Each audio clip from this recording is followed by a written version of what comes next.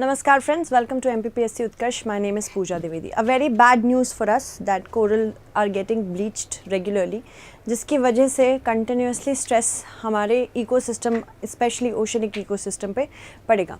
More than 60% of the world's coral reefs these have been bleached. ये कहा गया है किसके थ्रू?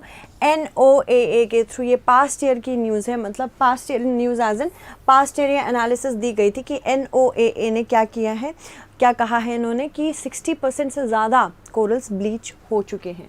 नियरली 2/3 ये वर्ल्ड के जितने कोरल्स हैं, इतना ज़्यादा हीट स्ट्रेस हो गया है. आपने देखा होगा हीट स्ट्रेस सिर्फ कोरल्स को नहीं, ह्यूमन बींग्स को भी लग रही है अब तो.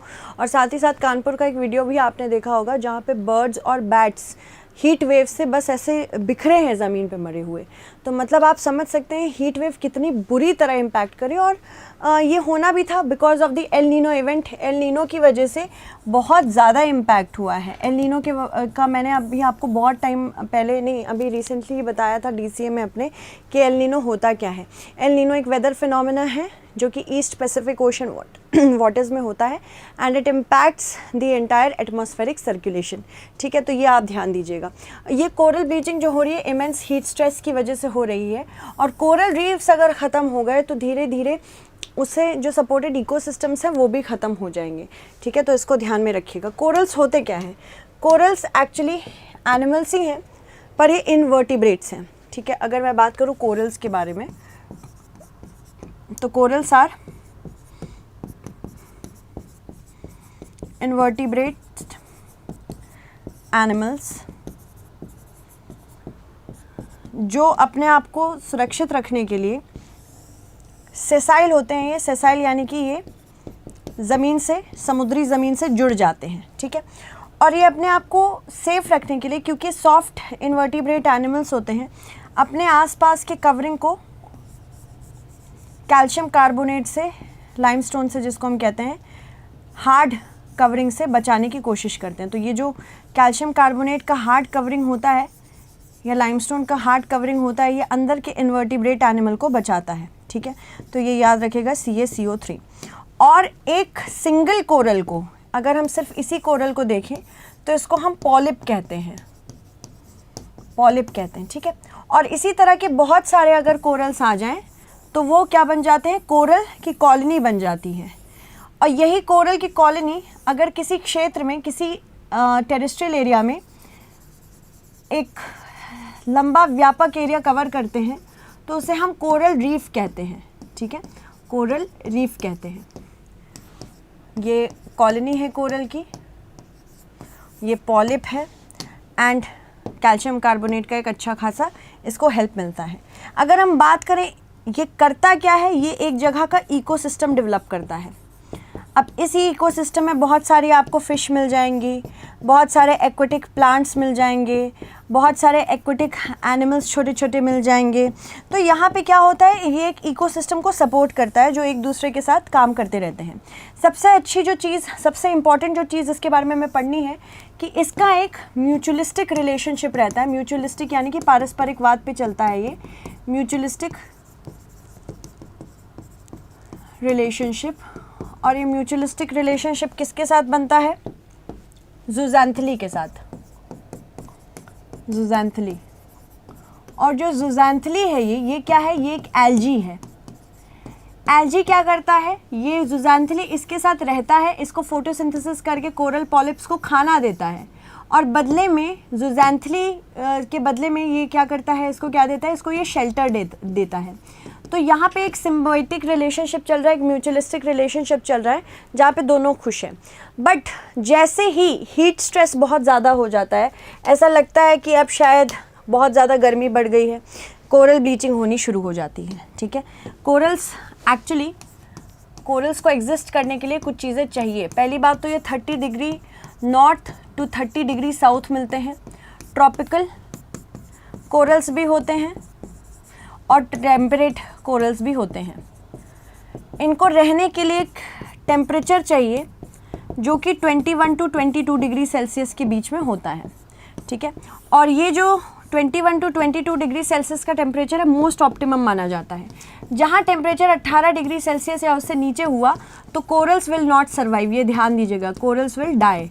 इवेंचुअली इनकी ब्लीचिंग हो जाएगी और ये मर जाएंगे। या तो फिर इससे अधिक हो गया टेम्परेचर बहुत ज़्यादा 22 डिग्री सेल्सियस से, जिसको हीट स्ट्रेस कहा जाएगा, इसकी वजह से भी कोरल्स की मृत्यु हो जाती है। और मृत्यु कब होती है? जब ज़ूज़ैंथली छोड़ देता है।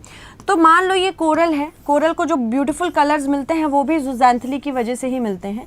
ज़ूज़ैंथली यहाँ रह रहा है, आराम से अपना गुजर बसर कर रहा है, खुश है, फोटोसिंथेसिस करके इसको खाना दे रहा है, इसको शेल्टर मिल रहा है, सब कुछ बढ़िया चंगा सी। बट जैसे ही टेम्परेचर बहुत ज़्यादा चला गया या टेम्परेचर बहुत ज़्यादा कम हो गया, क्या हो जाता है? इस ज़ूज़ैंथली कहता है मैं तो चला, और ये निकल जाता है। और फिर इससे क्या होता है? इससे बेचारे कोरल को खाना नहीं मिल रहा होता है और कोरल का धीरे धीरे कलर ख़त्म हो जाता है। और जैसे ये कोरल का कलर ख़त्म हो गया, ये वाइट हो जाए, इसको समझ लो कि ये बेचारा ब्लीच हो गया है, तो इसको कहते हैं कोरल ब्लीचिंग। ठीक है, कोरल ब्लीचिंग एक फिनोमेना है जब ज़ूज़ैंथली भैया चले जाते हैं, क्योंकि ये एक्सपेल हो जाते हैं, ये खुश नहीं है ये कंडीशन यहाँ पे, जिसकी वजह से corals will start losing, corals will lose this algae का नाम क्या मैंने बताया था? ज़ूज़ैंथली। और ज़ूज़ैंथली की लॉस से ये मरने लगते हैं। अब आपको लगता होगा कि कोरल के पास से ज़ूज़ैंथली अगर चले गया तो वो इतना बेवफा है कि वापस आया ही नहीं, वो आता है एक बार देखने के लिए कि सिचुएशन सही हुई है कि नहीं हुई है। तो जब उसे लगता है कि सिचुएशन अभी भी सही नहीं हुई तो सीधे क्या करता है? परमानेंटली छोड़ के चला जाता है। ठीक है, तो यहाँ पे परमानेंटली जब चला जाएगा तो कोरल्स को क्या कहते हैं कि ब्लीच हो चुका है। क्या सिर्फ ये टेम्परेचर के बढ़ने या घटने से ब्लीच होते हैं? नहीं, ये पोल्यूशन की वजह से भी ब्लीच होते रहते हैं। और इनको क्या बचाने का कोई भी तरीका नहीं है। एक तरीका है, पहली बात तो अगर क्लाइमेट चेंज नहीं कंट्रोल कर सकते तो बायोरॉक टेक्नोलॉजी, जिसके लिए क्वेश्चन भी आया था, आपको याद नहीं होगा शायद, यूपीएससी में आया था वो। हाँ, तो बायोरॉक टेक्नोलॉजी में क्या होता है ना, ये करके हमने इंडिया में कच्छ गुजरात के कोरल्स ठीक किए हैं।